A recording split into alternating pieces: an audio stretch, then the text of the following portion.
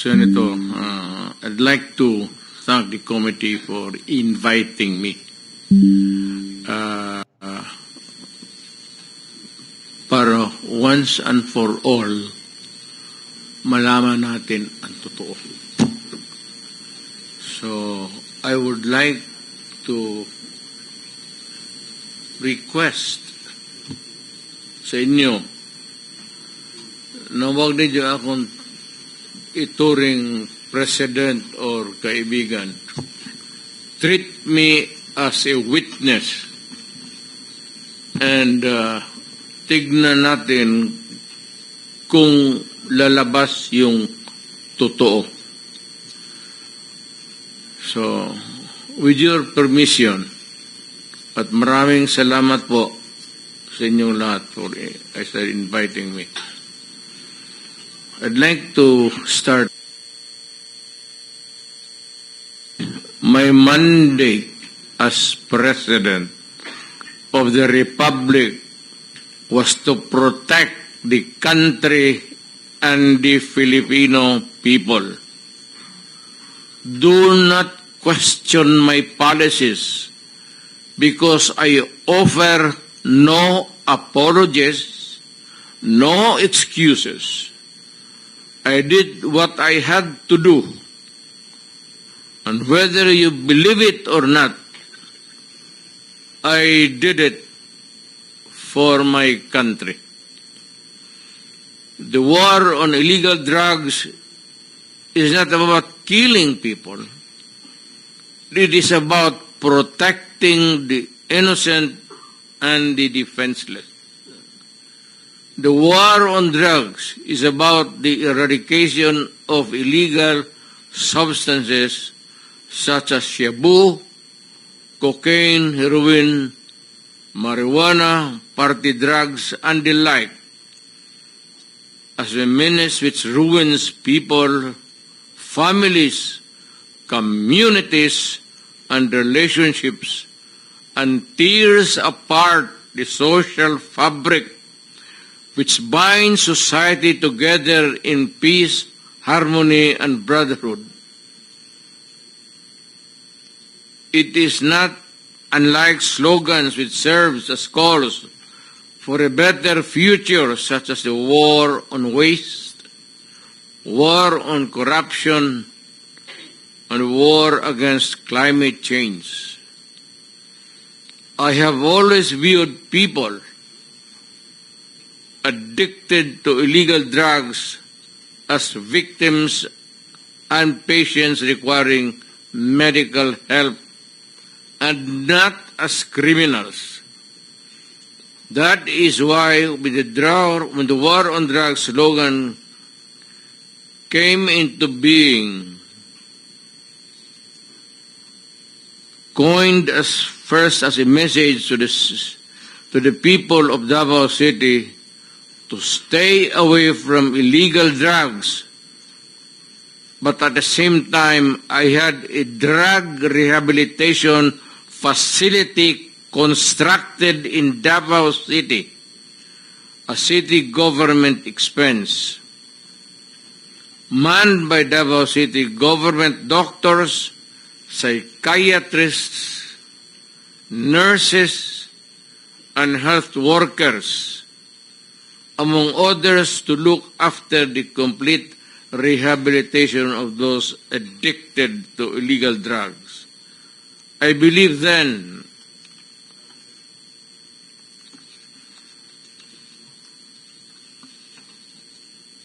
and I still believe now that rehabilitation and not fear of death or incarceration to be the key to the return of the addicted individuals back to the mainstream of a just and forgiving society. But no mistake about it, I hate drugs. I loathe the purveyors, the merchants, and the pushers of this demonizing element. I have not failed to emphasize this from the very day of the campaign when I ran for the presidency in 2016. This was my covenant with the Filipinos who believed in me. And to this day, must still agree with what in government have achieved. It is unfortunate that drug-related crimes are on the rise again. Every day you can read about children being raped, people getting killed and robbed. And just recently, a drug den was raided within the Malacanang complex. This clearly manifests that the purveyors of this menace are back in business.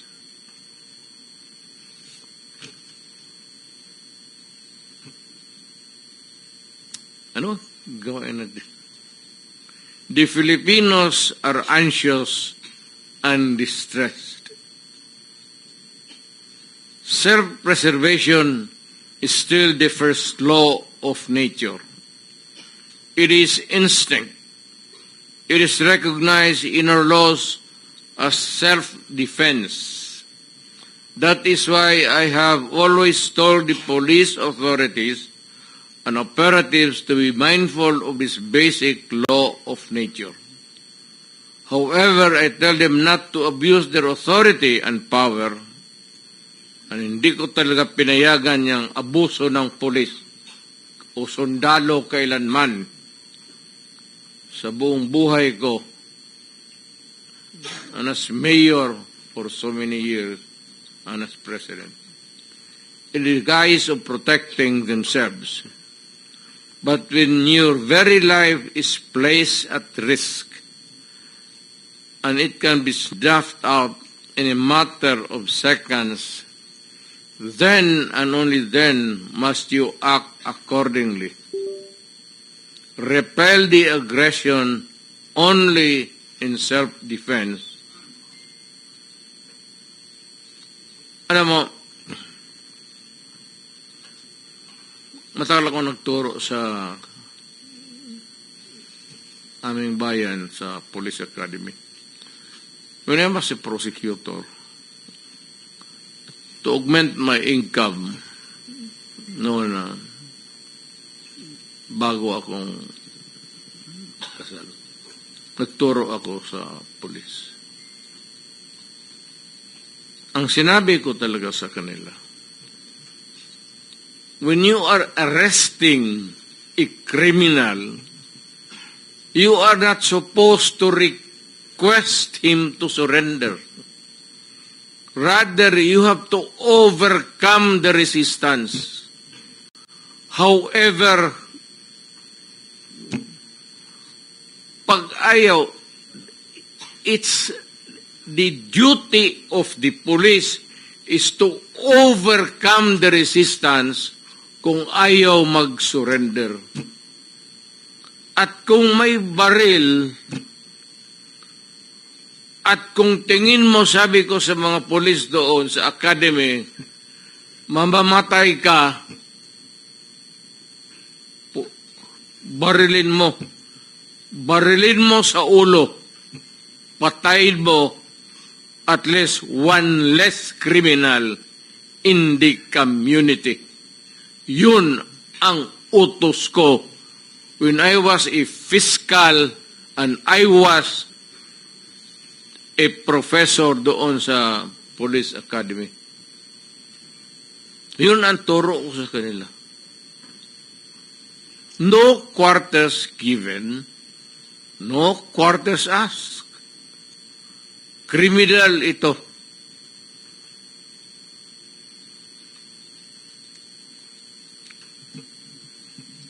Repel the aggression only in self-defense. Do not make orphans of your children and widows of your wives. I don't want that in my conscience. as mayor and president. Hindi ko mabigat yan sa konsensya ko. I have warmed. But before that, my job as president was never easy. And it was not meant to be. I have tried to do the best I can to address the problem of illegal drugs firmly and without compromise. For all of its successes and shortcomings, I alone take full legal responsibility sa lahat na nagawa ng mga pulis pursuant to my order. Ako ang managot. At ako ang makulong. Huwag yung pulis na sumunod sa order ko. Kawawa naman. Nagtatrabaho lang. Yun ang gusto kong sabihin sa Pilipino at mabutit niyaya ninyo ako dito. Once and for all, yan ang gusto kong sabihin sa tao.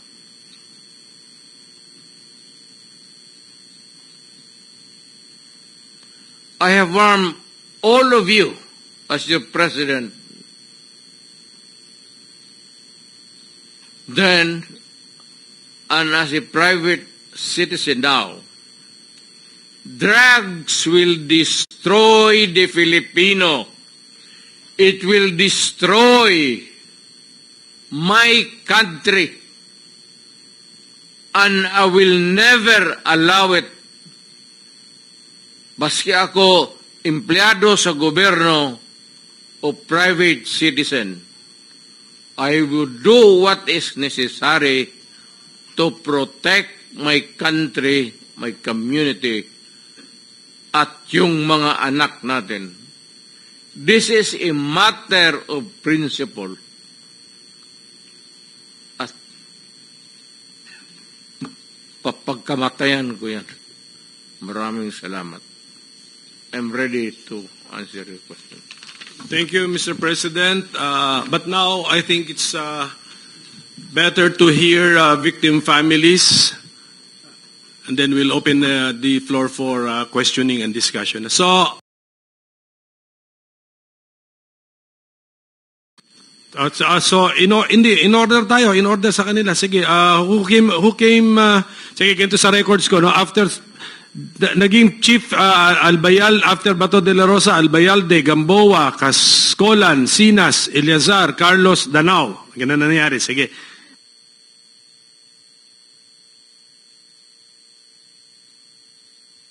Okay, the question of Senator Bato, he wants to direct it first to lawyer pa pala itong ating lawyer, former police chief, Attorney Archie Gamboa. Yes, sir. Thank you very much, Mr. Chair. First, I'd like to put everything in the proper context, because if you only deal with how Attorney Jokno has interpreted the Command Memorandum Circular, you will have really that kind of bias. Now, as an opinion, there are at least 3 laws that prohibits disclosure of classified documents. There's Napolcom Circular 2016-002. There's Republic Act 3019, Section 3. And there's Republic Act 6713, Section 7. All of this prohibits on the part of the government employee to divulge plans like this. For your information, that plan that was presented is classified as confidential. There are limits to the access of that. Why? Because while it may not endanger national security, peace and order, and public safety, it might be prejudicial to the interest, prestige of national government activities. It may cause administrative embarrassment. It may cause unwarranted injury, and it may be advantageous to other nations. I am telling this because, first and foremost, those documents are not supposed to be accessed by the public. But this responsibility lies on the government employee themselves. Pero ito, wala na tayong magawa, Mr. Chair, dahil lumabas na siya. Now let's go back to how policemen would interpret this. Before we became members of the Philippine National Police, we were members of the Philippine Constabulary. And the word neutralization can often be found in operational plans of the military. It's always there. So probably, as we transition to the now Philippine National Police, we carry the same interpretation. Now, if you look at the entire CMC, the Command Memorandum Circular, in the coordinative portion, it emphasizes respect for human rights as embodied in the 1987 Constitution, respect for police operational protocols, is all there. So if you take it in its entire context, you don't necessarily mean neutralization is killing. Because it may cause, no, there's a question of bakit nag-iba ang shift ng strategy ng PNP to double barrel?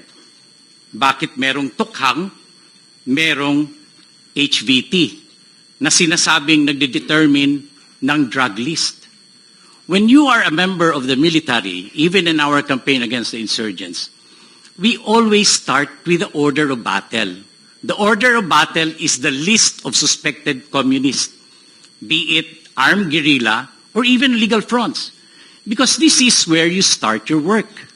Because if you start from nowhere, where are you going to go? That's why in our campaign against illegal drugs, we start with a drug list, those that are listed. And then from there, we develop strategies first to look at them, maybe if we can file the appropriate cases or conduct probably bypass operations.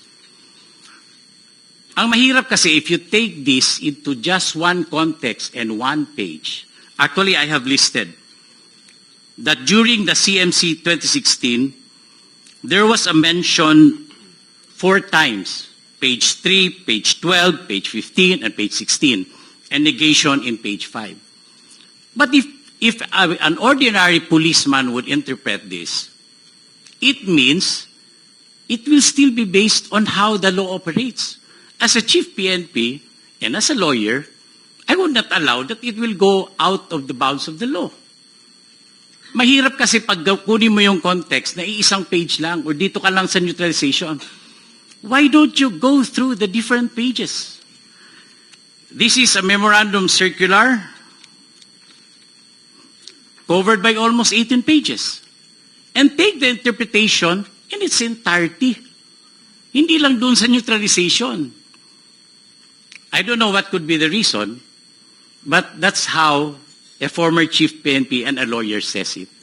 Thank you, Mr. Chair. Thank you, sir. Mr. Chair. Follow up. Yeah.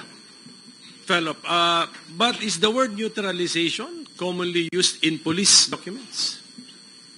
Sige, sige, Chief. Anong Yes, sir. Huh? Yes, sir. Even So, in the military, sir, as I have said. in the police, kaya ako kino-contextualize eh. Huwag tayo, kino-contextualize ko.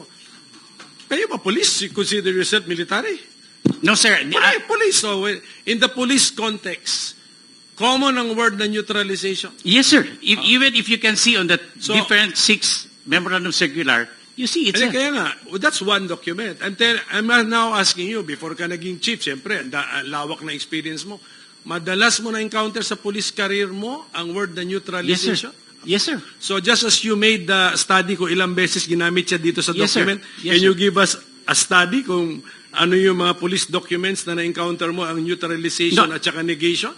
I am just saying, sir, that the 6 memorandum circular issued during The 2016 to okay. 2022, Six. the neutralization and the negation has always been used in the different circulars. And this has And- passed through at least 3 chief PNP signing the Yes. circular. And did it all start with this particular memorandum circular, the number 16-2016. Yes, sir. Dito ba nag-umpisa? Yes, sir. Kaya nga, so after this, madalas nang gamitin si Yes, sir. neutralization. Yes, sir. Yun ang point. Even on the memorandum circular signed by Chief PNP Albayalde, maybe because of the misinterpretation, the neutralization has already been defined.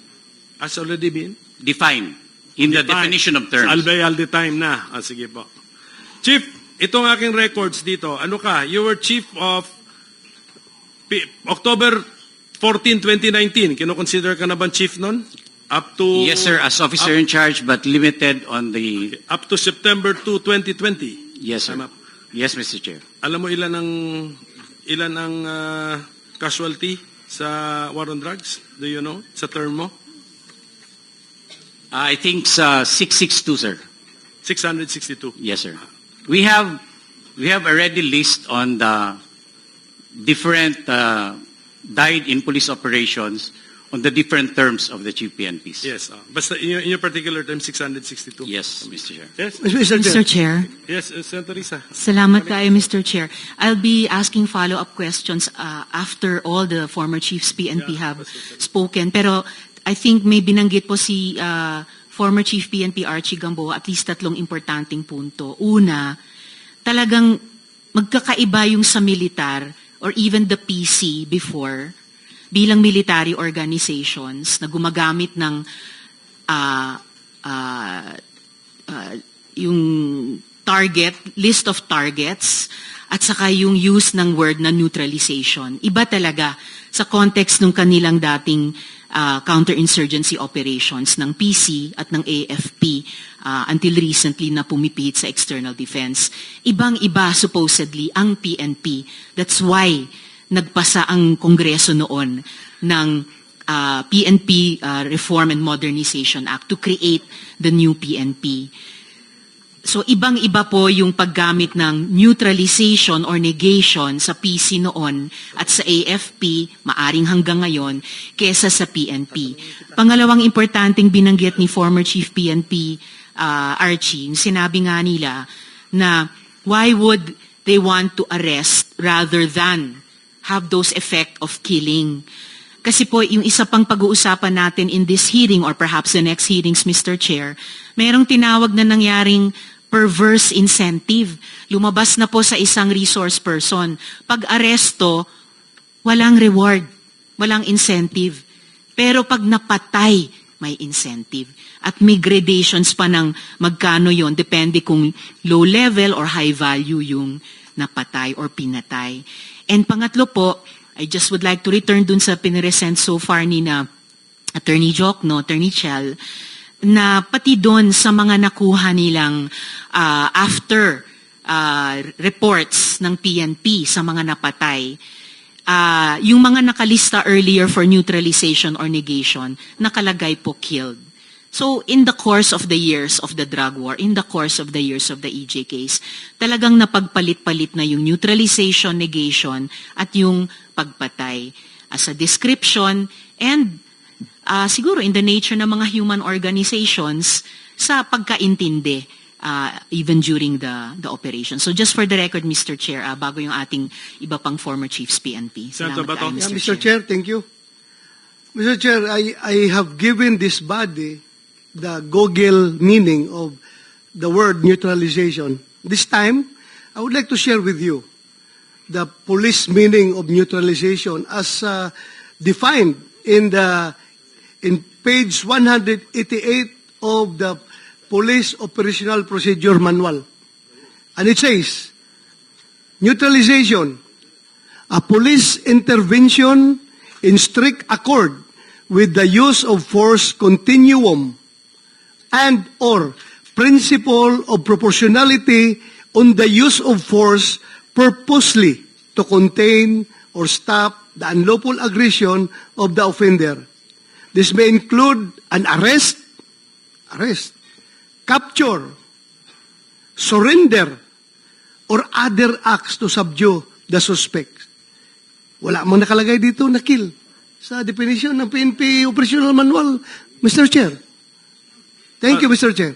Mahirap kung ang magbigay ng meaning, somebody from outside the PNP ang mag-interpret sa isang police term. It should be people from within the organization be given the chance to interpret this term accordingly, Mr. Chair. Thank you. May we know when the PNP officially and formally defined the word neutralization? Because sa notes ko, mayroon -21, so it gives me the idea it's 2021. Regardless, Mr. Chair. Am I correct or not? Yeah, this is 2021. Dahil nga sa okay. dahil nga sa palaging Yes. minimisinterpret ng Okay. publiko yung term na neutralization, the PNP come up with the correct But meaning. Is it a fact that in the command memorandum circular number 16-2016, where the word neutralization appears, wala pa siyang definition nung time na yon? Wala pa, Mr. Correct. Chair. Okay. But it doesn't mean kung walang Correct. nakasulat na Correct. definition, isama mo na yung puro patay-patay na lang ang Correct. gusto mo sa neutralization. Correct. Thank you, Mr. Chair. Do you want to continue with the ex-chief Senator Bato? You want to continue? Yes. Yes, in linya, Mr. okay. Chair. Same question, kung natatandaan nyo pa, sir. Kung same question ni Senator Bato. So, Debold Sinas. We have, yes, sir, General Retired Debold Sinas. Thank you very much, Mr. Chair. First, I'd like to thank the committee for inviting me. Nagbigay na po ni Senator Bato at saka ni Sir Archie po ang definition. Yun po talagang inadapt namin, Your Honor. Hindi po kagad patay. Because the context talaga, kasi kagaya yung operational procedures, kasama po yun sa tinuturo at saka nasa mga training at saka mga discussion. Hindi po kagad patay. Dapat we do the, after mag-case build-up, the arrest, capture, kung mag-surrender, is-surrender. Tapos kung mayroong imminent threats na talagang lumaban, doon po talaga nag-engage ang police po. Kaya nga pinakita rin po kanina na may mga instances din na pag hindi ready ang police, kami po ang mapapatayan. It does not mean na pag sinabing neutralize, ang sinasabi namin sa mga tao namin sa baba during our conferences, our coordinating conferences and meetings, ay patay. Hindi po yun, sir. Ang una talaga is to neutralize, to stop their operations, to stop their aggressions on equal force. Just enough to neutralize them. Yun po namin. Yun po ang ginagamit na term na pinasa na po namin sa baba. It's not immediate killing, sir. Ang kuan po namin. So we have the same stand po, sir, with Senator Bato and Sir Archie, sir. Thank you po. Mr. Chair, Yes. if I may, just very quick intervention, Mr. Chairman, because I was listening attentively whether as to when the word neutralization came into the picture and the definition came in later, as you mentioned, 2021. So my next question, or probably a practical question, would be, how do you come up with a list of persons that you need to neutralize if you don't have the definition of neutralization? I think it's a practical question, Your Honor.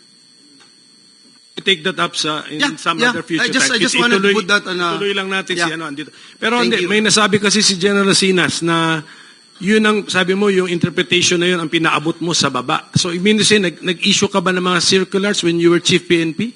Na you interpreted neutralization? No po, Wala. sir. Oh, how did you do We it? do with our conferences, with our... So, verbal? Yes, sir, verbal po, sir.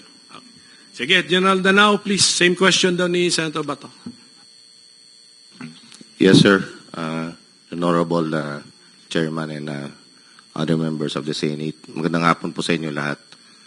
Sir, I was assigned as the officer in charge of the Philippine National Police from May 2022 up to August. So it's only 3 months, and that was the time of election.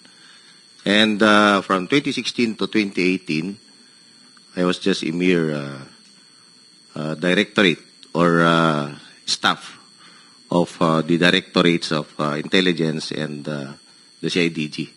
But as far as the neutralization word is concerned, as being discussed before during the height of the drug war, for me, sir, I would take it as neutralization is a form of police operation. First, sir, is the voluntary surrender of the suspects of illegal drugs. That is one. And it could also be through the legal arrest of the suspects through bypass operation, through conduct of search warrants, and the other forms. It could also be through checkpoints. Kasi kung minsan, sir, may mga checkpoints dyan na makikita, in possession, sir, yung illegal drugs ng mga suspects. And it could also be, the word neutralization could also be the meaning, the killing of the suspect. So yun, sir.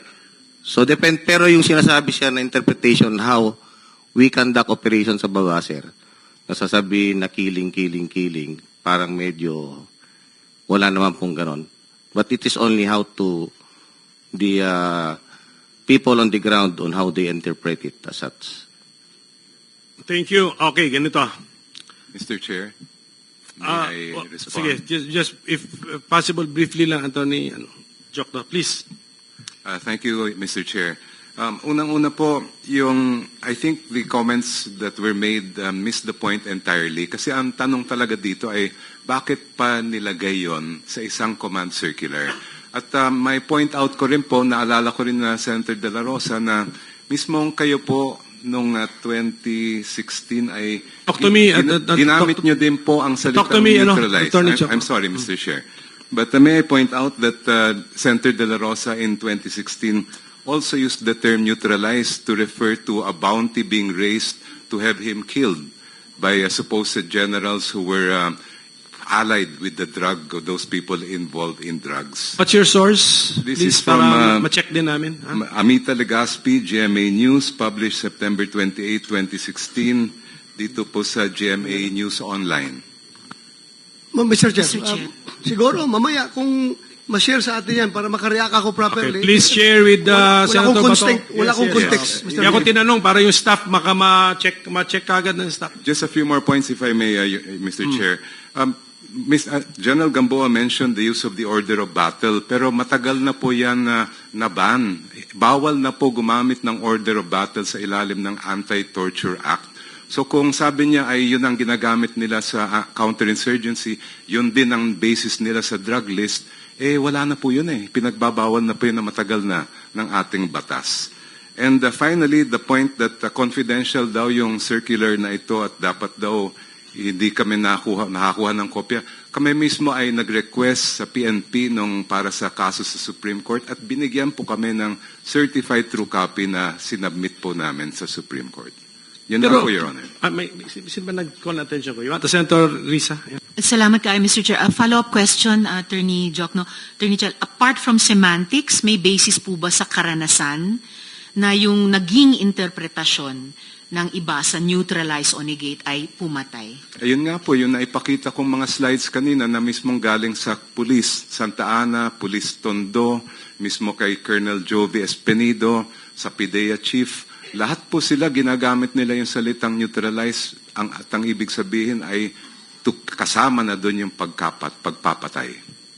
Salamat. Mag-ready ka muna, Colonel Espinido, tatanungin kita. Pero ito lang, para lang just educate this representation or the Committee General Gamboa. General Gamboa, ba't mo ba nasabi in the first place na top secret or secret ito na wag i-circulate itong command memorandum circular? Bakit? Why? Sir, Mr. Chair, as I have said, the sanction goes to the government employee, not to the recipient. No, So- but why? Why? Bakit limited Because- circulation ito? It was really designed for limited circulation? No, sir. Meaning to say, the circulation is controlled. There are different classifications of the documents in the police. Like there's secret, there's top secret. Anong marka nito? There's no marking. It's supposed to be confidential, sir. It is supposed to be a cover page. And down below should be stated confidential. But probably because No. the PNP already officially released it, that's why they removed it. So there's something wrong kung may separate page andun ang confidential and yet sa document itself walang tatak na confidential. So if ever nakikinig ang PNP sa atin, if that is what you want to happen, tatakan nyo ng confidential yung dokumento mismo, wala na rito eh. There's no more trace that is confidential. Anyway, okay na po yun, just for my information. Colonel, ikaw ito sasabihin ko nga sa kanila, hindi ka naging PNP chief, pero talagang sa ground ka, you conduct police operations, etc. And I think you have an admission under oath that you interpreted the word neutralization as not naman siguro meaning to kill, but as including the possibility of killing. Sige, just explain to us ano yung ibig niyo sabihin. Good afternoon to, Mr. Chair, sa lahat. Good afternoon. Sa akin naman, as an operatives, matagal sa non-commissioned officer, ang sa amin, Your Honor, ang pag-intindi, pag may neutralization, may report pagkatapos ng trabaho sa status. So, neutralize, then the remarks is nahuli or namatay. Not totally, sa interpretation namin, na nakalagay diyan neutralization, patayin. Magtrabaho lang to stop anything as long as illegal. So sa remarks, so nakalagay na doon ang specification. Nahuli, nandoon, final sa court ang complaint at saka namatay, Your Honor. Kami ang mag-implementer kasi sila yung mga officer kaharap ko ngayon. Sila ang taga-gawa ng circular. Pero the truth is, ako, number one, ang nag-implement. Paano i-implement ang neutralization? Hindi nakapokus sa neutralization, kundi nakapokus kung sino ang target na illegal na hulihin ba or mamatay kasi yun na, may firefighting na ang nangyari. But not totally na nakalagay sa isip namin as non-commissioned officer na nasa field, nasa ground na yun patayin kasi neutralization, Your Honor, Mr. Chair. Kasi kami ang magharap sa korte kung sakali sundin. Maski hindi nalaban, patayin lang kasi neutralization, no. Kaya sinabi ko sa Quadcom Committee, Your Honor, Mr. Chair, na pwede. Sa lahat pwede. Possibility. As long as real trabaho, kung ano talaga yon ang harapin mo, Mr. Chair. Mr. Chair.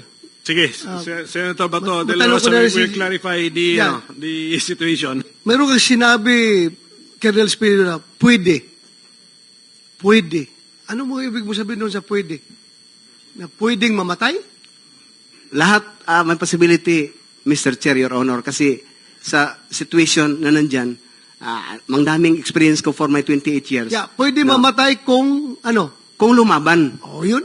Example, Laruin mo kasi you are living space of doubt na pwede pala. Pwede sa lahat. Pwede kung, yes, kung lumaban. Yun ang sinabi ko, pala, Mr. Chair. Sige, thank you. Thank you, Mr. Chair. Salamat. Mr. Chair. Colonel, ganito, okay. Kunyari, hindi neutralization yung word na ginamit. Arrest, o ano. Pag lumaban, Ganon pa rin.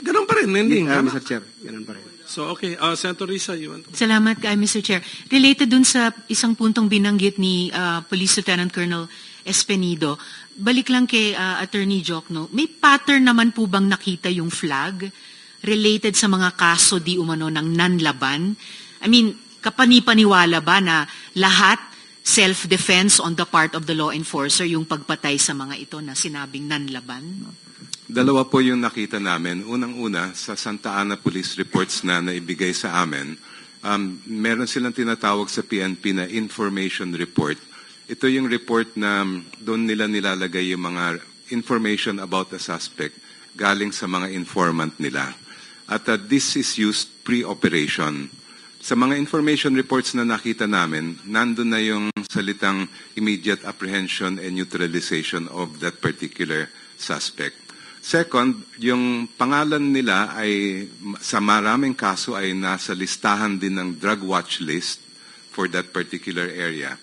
And then later on, pagka nag-operate na ang police doon, meron silang report na nanlaban kaya napatay. Nung curious kami po noon, kinompare namin pati yung language, yung mismong wording ng iba't ibang mga police report tungkol sa nanlaban. At yung isang very striking sa amin ay halos identical yung ginamit na salita.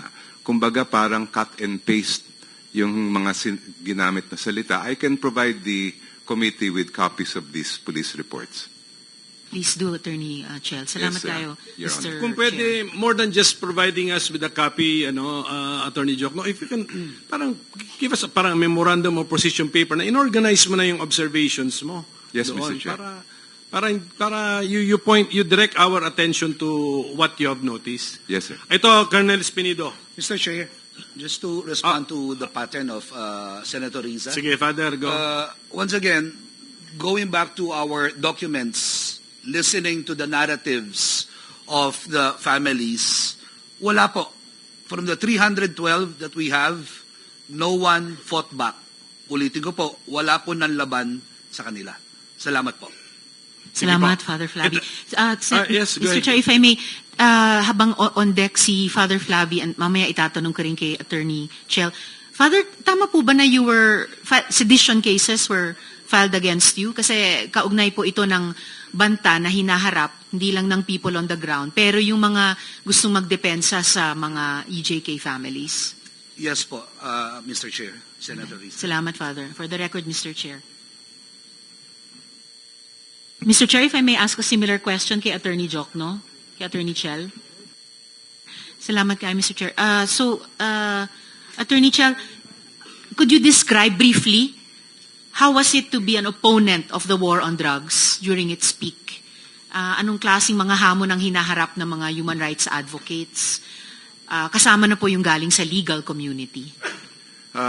Ako po ay naging, sabihin na lang natin, biktima ng isang late night speech ng dating Pangulo na paulit-ulit niya akong personal na nilalait at I found it very offensive because it had nothing to do with the work I was doing. But of course, Pangulo po siya. Gusto niya magsalita ng ganun. Hindi ko siya mapipigilan. Aside from that, there were definitely dangers involved in assisting victims of the EJ case.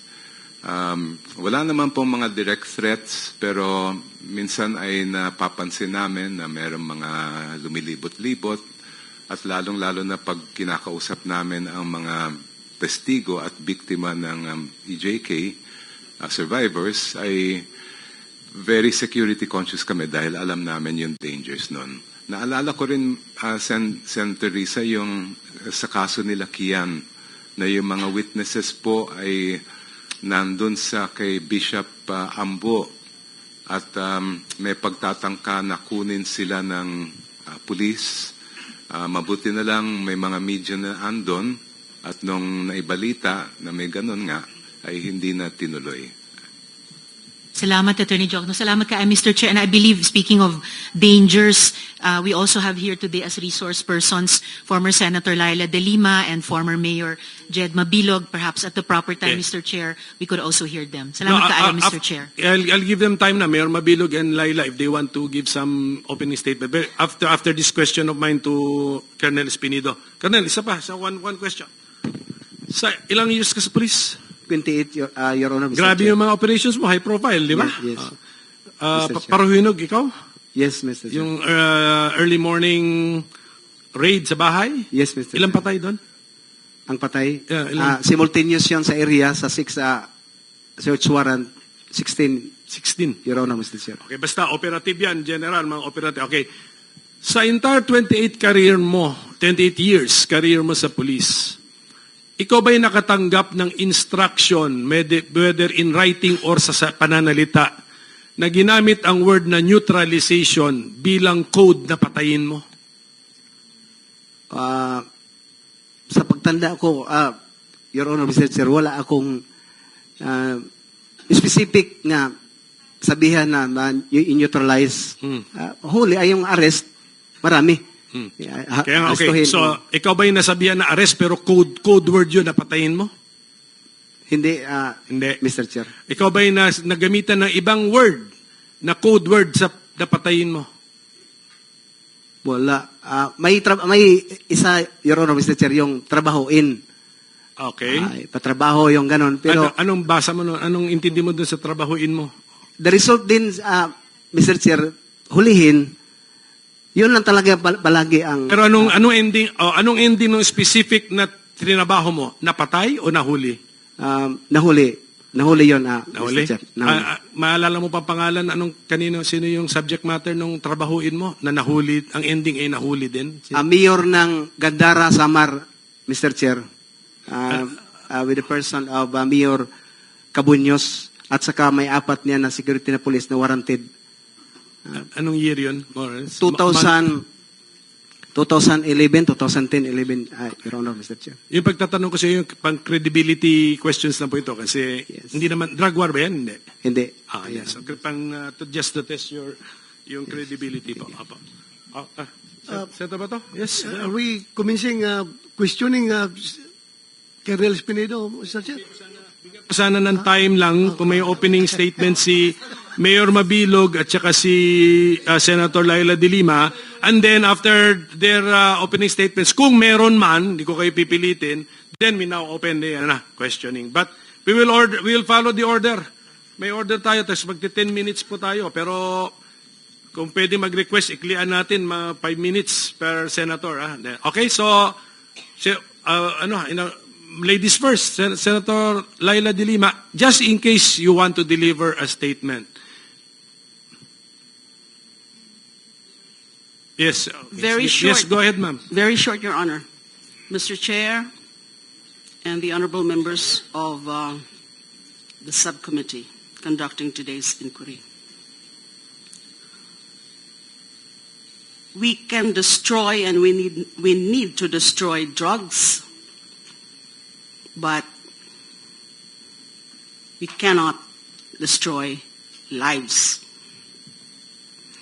Yan po ang sagot ko dun sa very passionate defense of the former president as to his policy of killing alleged drug offenders, alleged drug pushers, alleged drug users. We can destroy drugs, but we need not destroy lives. I just wish to emphasize that.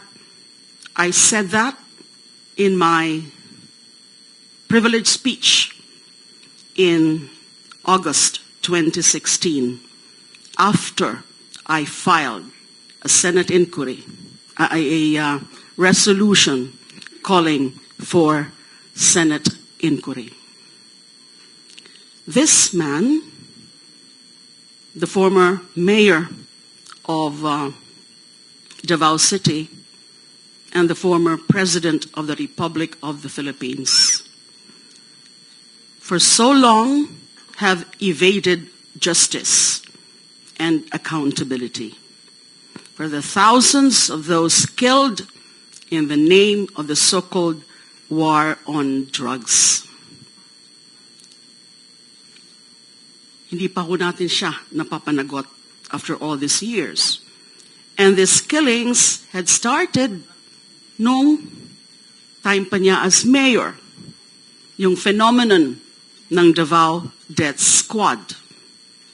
Pinatuloy niya at nagiging klarado dun sa mga naririnig natin sa House of Representatives Quadcom hearings that yun din ang ginawang modelo ng war on drugs starting 2016. I was hoping that Colonel Garma and the others who already testified there at the Quadcom hearings, including also Kerwin Espinosa, would be here so that, our discussions, our presentations would be in sync with each other, or that we listen to them again, and then I will respond to them. Now, I responded to the crisis that we faced starting in 2016, as I said, by filing the resolution and by delivering a privileged speech. Ang problema, hindi ko po yun natuloy. Yung aking pag-imbestiga noong mga nangyayaring patayan early on dun sa nung naging Pangulo si Rodrigo Duterte.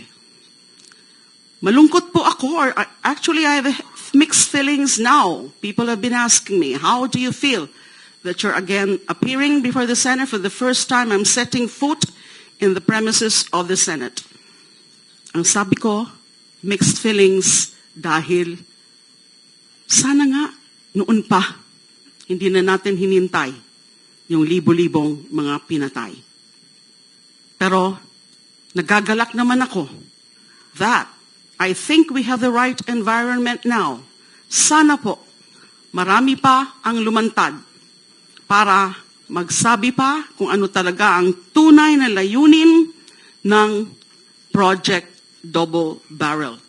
Yung kulang ho kasi noon, nung nag-imbestiga ako, when I presided over the Senate committee hearings, yes, we were able to present, actually, konti lang, 2 lang ata out of the 13 available CHR witnesses, eventually ousted as the chairperson of the committee after I presented Mr. Edgar Matubato.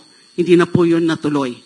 Pero, ang talagang magiging kulang ng investigation na yon ay yung mga insider na makakapagpatunay sa atin na yung Project Double Barrel is the very program that was used in eliminating and in killing drug suspects. Because malinaw sa mga naging pronouncements ng dating mayor, ng dating pangulo, na yan ang pinaka-polisiya na niya in addressing the drug problem.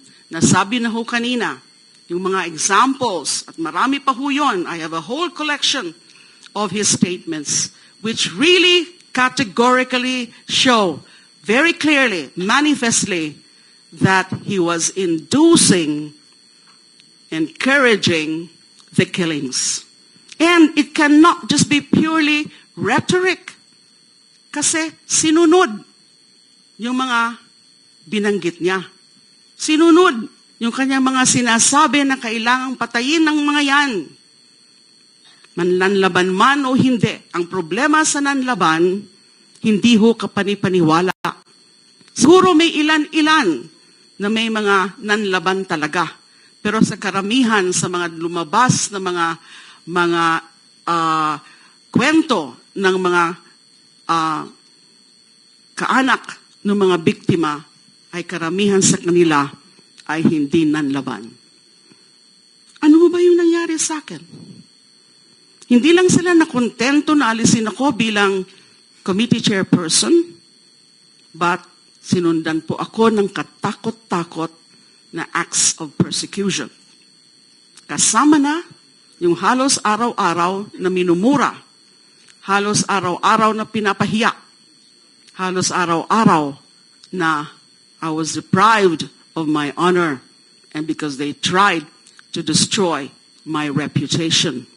At hindi pa ho sila nakontento doon, nag-file sila ng mga gawag-gawang mga kaso para subukan ako na mapatahimik. Hindi po sila nagtagumpay doon. Kahit nasa loob po ako sa kulungan, I continued to monitor what was happening. I had with me already the records ng Senate investigation, at least nung ako pa yung nag-preside. I even filed and submitted a comprehensive dissenting report dun sa naging majority report by the committee, the Gordon report. I filed a dissenting report. I also had the records of my investigation of the DDS phenomenon. Pero ang isa pong ang pwede nating makita doon is that hindi natin mga natapos yun kasi nandyan yung atmosphere of, or the atmosphere of fear, the culture of fear and impunity. Sa Davao, meron kaming ilan-ilan na kausap na sekreto, pero hindi naman sila pumayag na i-present sila publicly dun sa DDS inquiry ng CHR. Now, dun naman sa Senate inquiry, sabi ko nga, hindi naman talaga tinuloy. Kaya hindi kagulat-gulat na yung naging conclusion ng majority is that the killings were not state-sponsored. Kung binigyan sana ng pagkakataon na talagang ituloy yung investigasyon na yon, na mas magiging seryoso ang investigasyon. Wala man lang iniisip na whitewash ng investigasyon because the then president was still at the height of his power. Ay siguro pwede natin na-prove yun. Hindi nga po yun nangyari. Ngayon tayo umaasa na dahil dyan sa mga lumalabas na mga revelasyon, pwede. At nandyan na yung mga ebidensya na mga state-sponsored yung mga killings na yan. So, one last point, Ma'am, Mr. go ahead. Chair. Because, 1 minute, yes ma'am. all right. Now, gusto ko sanang magpaalam sa committee that in my presentation, not today, because yung presentation ko dapat na ano rin, isusundan ko yung kina Father Flavi and then kay Attorney Jokno. Now I want also to present new angle. Gusto ko sanang i-tie pa talaga, i-link pa talaga sa DDS killings yung mga nangyaring patayan since 2016 or pagpatay under the name of war on drugs. I would wish to ask for permission that that's going to be the focus, especially so na lumilinaw ngayon, sinimulan na nung testimony ni Colonel Agarma na yun ang ginawang model. I would not have the time now to really explain all of that.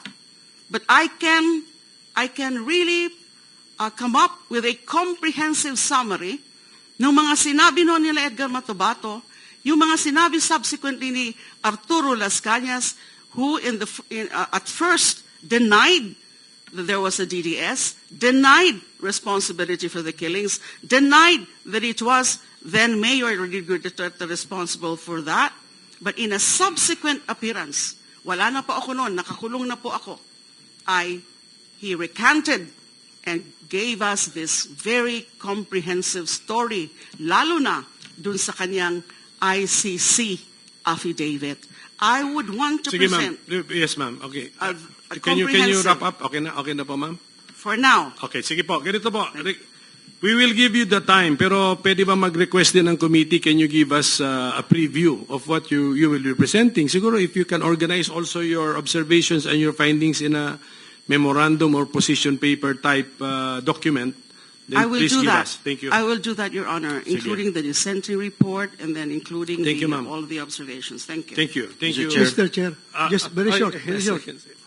Can we have the assurance of Senator De Lima to be around once Kerwin Espinosa and Rooney Dayan will be present in this hearing? Because I'm going to ask him questions pag andyan na yung dalawa, Mr. Chair. May I know who is Rolly Dayan? Rooney Dayan was a known driver of Senator De Lima, Mr. Chair.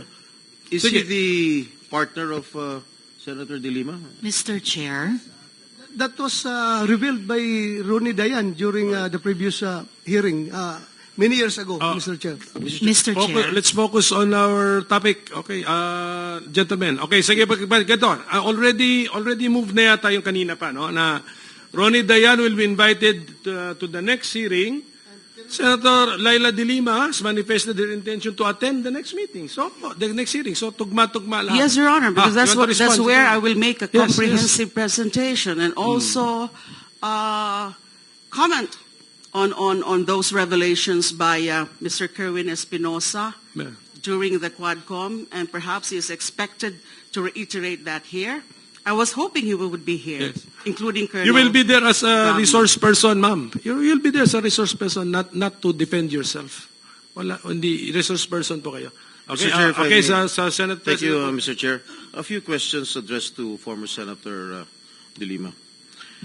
During your time as chairperson of the Commission on Human Rights, when did you start serving as the chairman of the Commission on Human Rights, if I may ask? I was appointed in 2008 Up to 2010. to 2010 All right. when I was appointed as the Secretary of All right. Justice. Did you conduct investigations regarding EJ case? Yes, Madam the CHR and bank. conducted a public inquiry right there in Davao City. May I know kung ano-ano po yung mga lugar na inimbestigahan nyo tungkol sa EJK? Yung tungkol pa sa lugar, it was actually the entirety of Davao City because of the phenomenon of DDS. At inimbitahan nga po namin the former mayor who appeared and acted as resource person, and mga ilan-ilan na mga opisyal, maraming opisyal actually, the city councilors, barangay chairman, PNP officials.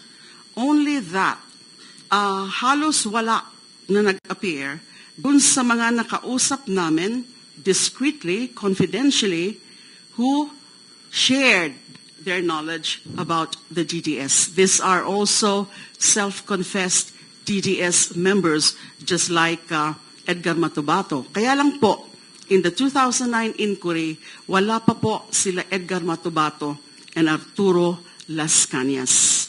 Na-mention yung mga pangalan nila, pero wala pa po sila doon. Hindi pa ho namin sila na-access at hindi ho na-present doon sa DDS inquiry. So wala ho kayong results ng investigation. Were there any cases filed because of your investigation, Madam Senator? Okay, when I was appointed in 2010, meron po ako yung aking mga personal investigation notes, pero wala pa ho yung naging resolution. Now we turned over the records to the Commission on Human Rights, and then later they came out with the resolution. That was, I think, in 2012, June 2012. Yung resolution nila, one of the recommendations is for the filing of an administrative and criminal cases against then former Mayor Rodrigo Duterte and some other officials. What I know is that this was referred to the office of the Ombudsman, but I think later on, Mr. Duterte was cleared of, there was no finding or no cases filed. So the former president was cleared? No, correct? it was not really cleared because I think, if I'm not mistaken, the main reason why no cases were filed with the Ombudsman against former Mayor Duterte and then President Duterte is that nung linabas na po yung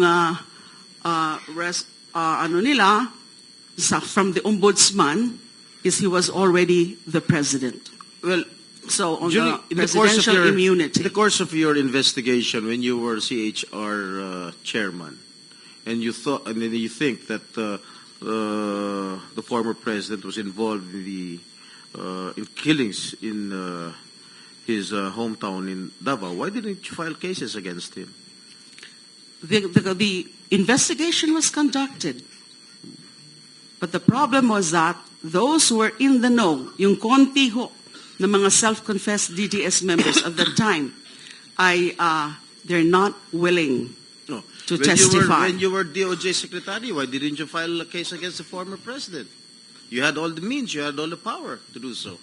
When you were secretary of the Department of Justice. I actually referred the matter of when Edgar Matubato came to us for witness protection. I rinifer ko po uli yung the DDS matter So what to happened? the wala po. Wala po. Bakit wala? You were a very, very powerful member of the cabinet during the Aquino administration. You did not do anything?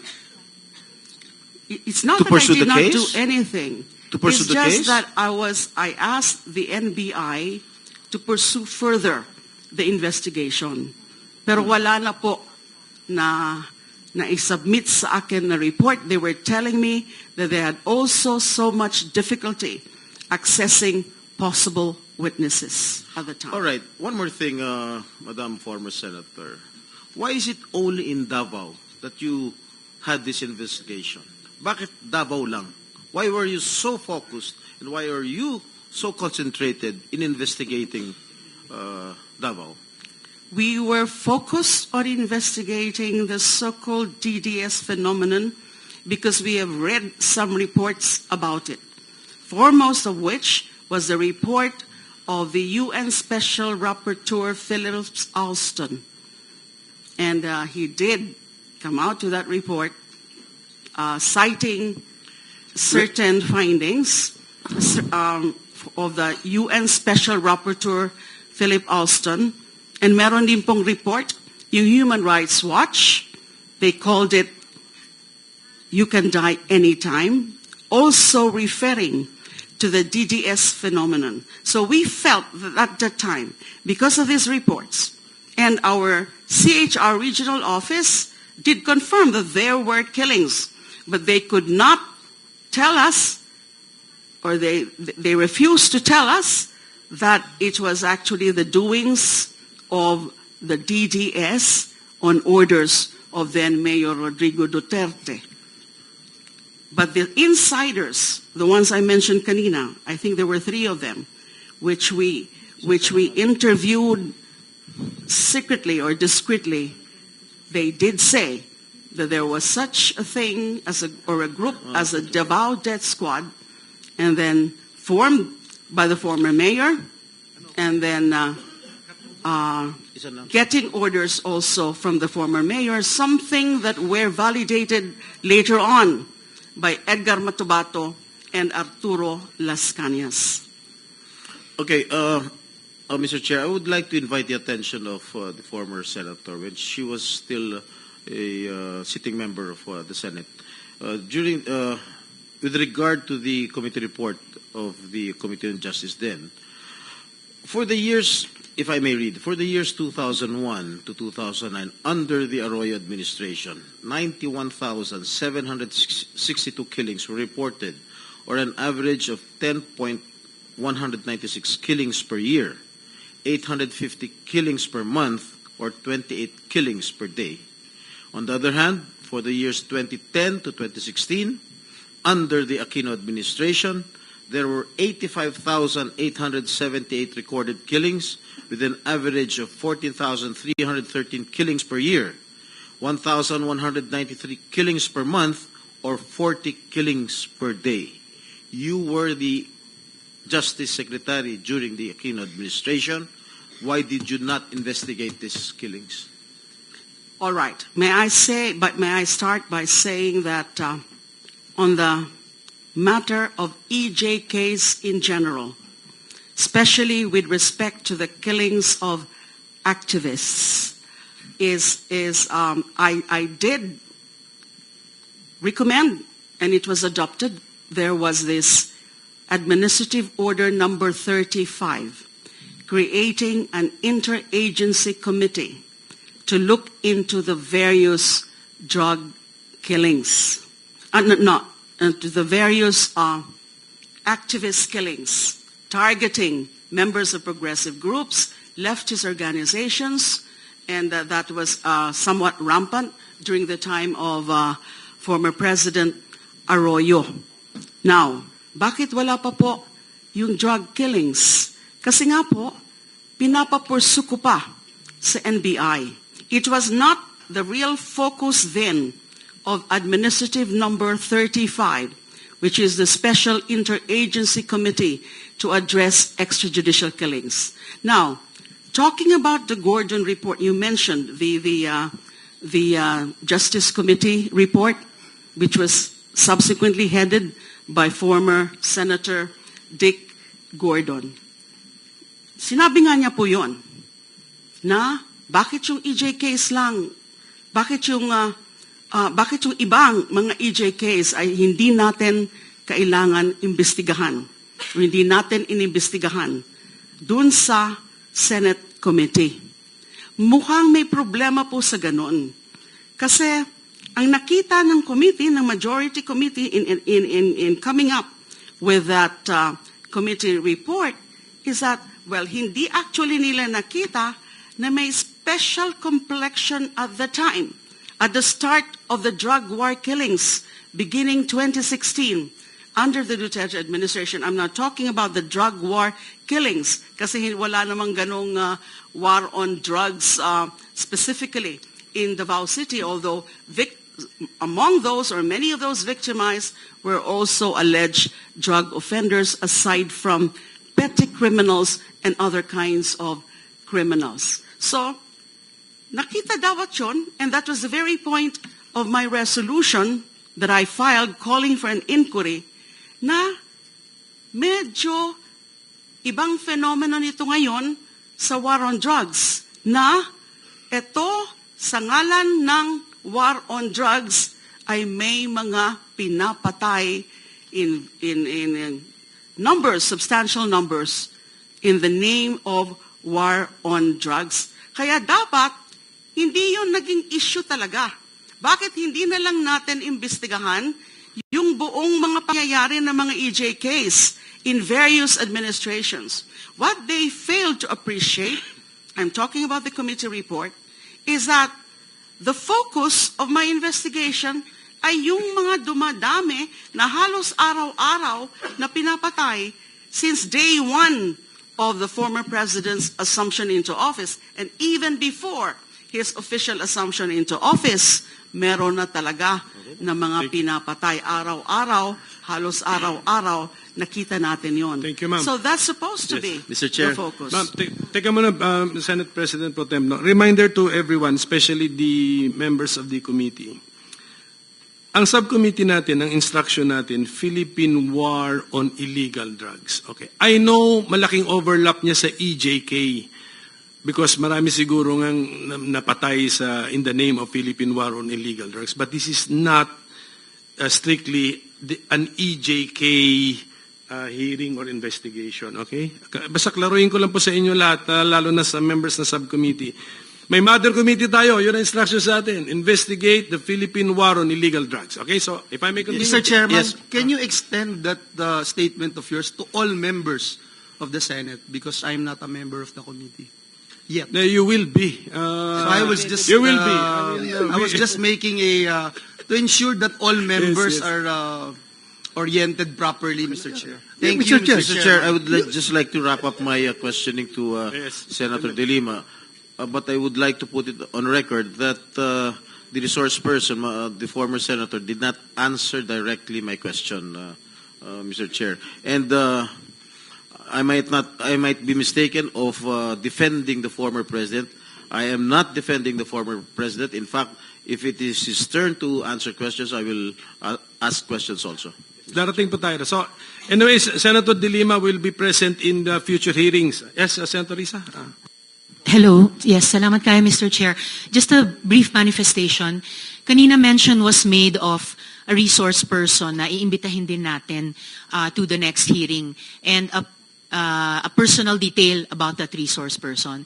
Gusto ko lang i-make off record na it is already common knowledge na dahil isang leader, si Laila de Lima, nung siya ay senador at siya ay babae, wineponize talaga yung batas laban sa kanya in the most sexist and misogynistic way. Lalo na sa, unfortunately, at that time, yung kabilang house. So, I look forward dun sa ipepresent niya sa komiteng ito, Mr. Chair, yung kanyang pag-aaral, comparison, nung napag-alaman, nung CHR, nung siya ay chair, tungkol sa mga extrajudicial killings sa Davao City, at comparison nun sa nakita nilang ng komite niya dito sa Senado na EJ case, panahon ng war on drugs. And I look forward na hindi natin papayagang maulit yung pambabastos na ginawa sa kanya, lalo na sa kabilang. Ratoncito le gusta danza cuando estudio en la escuela. Pajarita se cubre botín cuando visita a su abuela. Si necesita